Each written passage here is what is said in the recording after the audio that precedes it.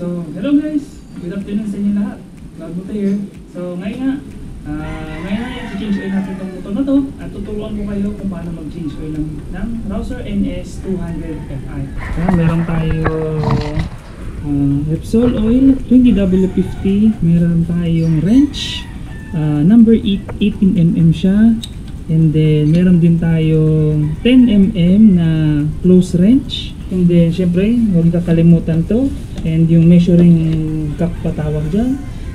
Brush, lilinisan natin yung mga alikabok. And then, yung mga nakadikit na mga buhangin. And then, screwdriver din. Huwag kakalimutan to. Ito na pangsalo. So, yun nga. Pagbukasin nga pala nito, ang higpit niya ipakanan. Syempre, pagluwag niya is kaliwa. So, dahan-dahan lang din ang pagbukas kasi medyo mapersa. So, tip nga pala pag mag-change oil kayo, huwag masyadong mainit yung makina para hindi rin humulma yung mga screw, and then para at least din kayo masaktan pag nag-change oil. Mas maganda, siguro mga 1 hour pagkatapos nyo gamitin yung motor, saka na kayo mag-change oil.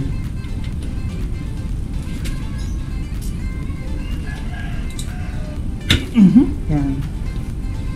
So, yun nga. Pag naramdaman nyo na lumuwag, so, ito nga pala, dapat pa nilagyan ko ito ng sapin. Ito, simpleng papel lang para hindi kumalat yung mga langis sa tambutso, sa pipe. Pagbukas nyo pala nito, mayroon siyang screen sa loob. Kaya, kailangan nyo din gumamit ng pliers para matanggal nyo siya. Dahan-dahan. Yan.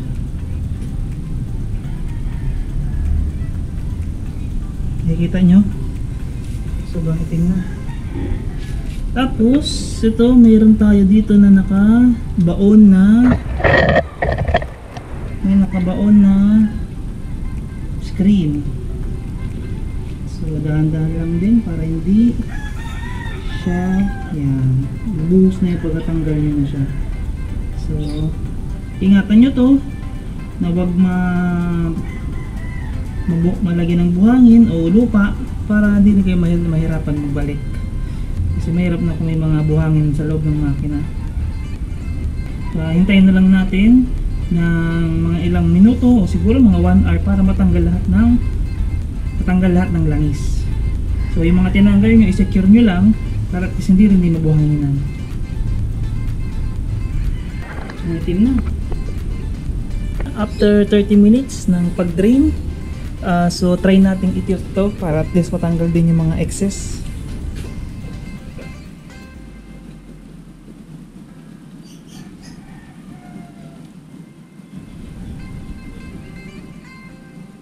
So yun nga, halos wala naman din na.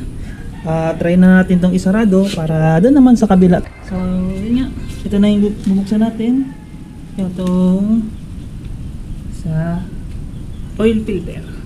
So tip nga lang, pero depende to sa inyo.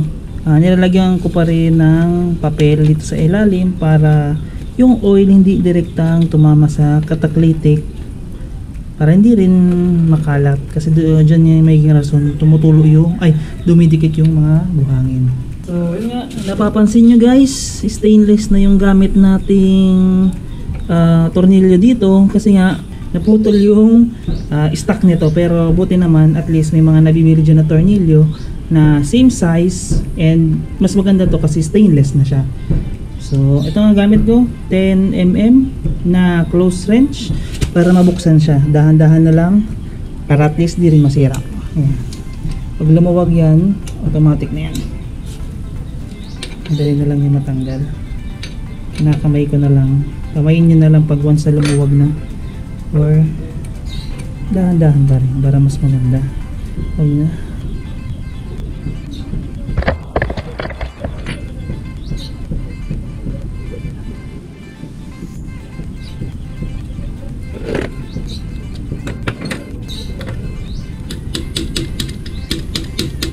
Nahulog yun.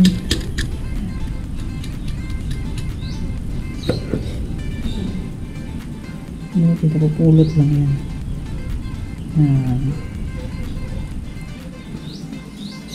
Ito, isa din to sa medyo mahirap din tanggalin. Binubutasan mo siya ng screw para pagbunot mas madali. Bubutasan natin yan gamit to. Automatically, basta mabutas lang. Yan, nakabaw na. Bunutin yan. Diba? Dali. Yan.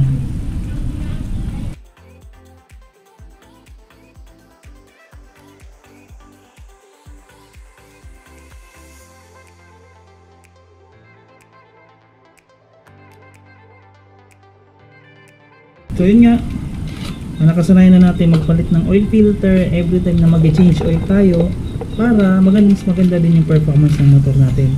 So pinupunasan ko lang ito ng oil, yung butas nito para mapanood ko lang sa YouTube. At least madali mapasok daw sa loob. Ngayon, madali na.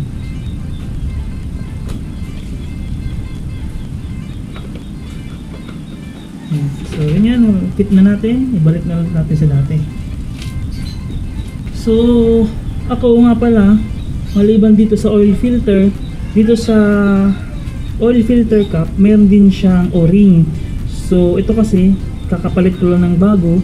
Yung o-ring nya, yung iba religiously pinapalitan ko, pero ako naman kasi kakapalit ko lang ito nung last change oil ko, kaya maganda pa naman, kaya ilalagay ko ulit siya.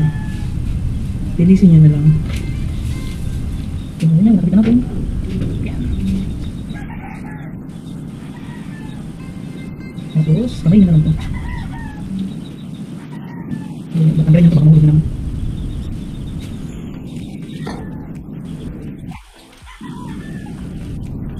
Ang pagipit nyo ito, kamay nyo na. Gamitin nyo na ito, pero huwag nyo muna pwersahin. Tapos, isang kamay na medyo matigas na.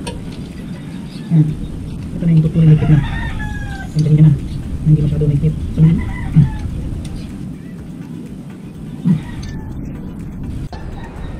So, dito tayo sa kabila ulit. Dito sa may drain plug.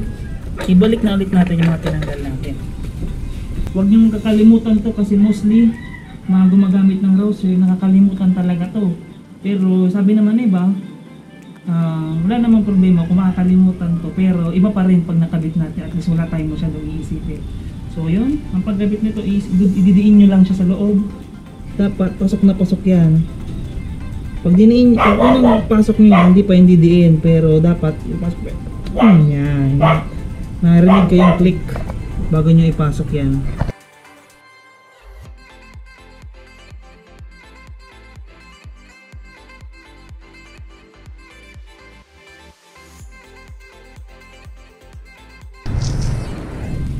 Yan. So yun nga guys, tapos na natin magpalit ng oil filter and mag-drain tayo ng langis and ibalik yung lahat ng mga components ng makina para makapag-change oil. Bubuksan na natin to dipstick. Di mo lang talaga tong dipstick ang roster, pero cover nung sa oil para masarina na natin siya. So pag ako nga pala na nag-change oil, ito nga pala yung ginagamit kong oil, Repsol na 20W50. Ito yung matagal ko nang ginagamit simula nung siguro halos kalahati ng lifespan ng motor na to, kasi nga sa manual, syempre dun tayo sa recommended, and then Repsol, which is tested naman na siya. Kaya once na ito naman din kasi ginagamit ko sa motor na to, sa tingin ko hiyang naman siya kasi maganda yung performance. So every 1,500 or 2,000 yung maximum ko na pag change oil para maganda din yung performance ng makina, and then healthy din siya. Ang measurement pala nito, kasi iba-iba yung nababasa natin sa nababasa sa Facebook. Ang measurement ng oil na nilalagay ko dito is 1-250. Kasi nga so 1-2 talaga yung nasa manual. Dinadagdagan ko lang siya ng 50 ml para mahigop nung oil filter. Iba-iba kasi yung mga recommendation ng iba, pero para sa akin sa motor na to and dun sa na-experience ko, 1-250. Bahala na kayo kung anong ilang gusto, 1-3 or 1-4 or 1-2 lang, pero ako 1-250. Ayun nga, sasali na natin.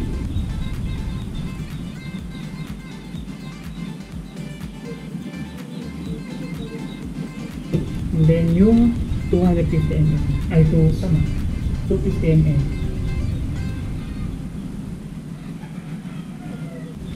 Nasa niya dito. At least malinis din ang pagkatrabaho. Kamayin nyo muna. Okay. Oh, ganun lang. So yun nga, tapos na tayo mag-change oil. Yun na yung basic. Yun na yung pinakamadaling paraan para makapag-change yun itong motor na to. So yun nga, naobserbahan nyo na medyo marami yung dito sa measurement. Lagpas siya sa maximum, pero normal siya pag bagong change oil. Pero pag once na pina-under mo na siya, papasokan na siya.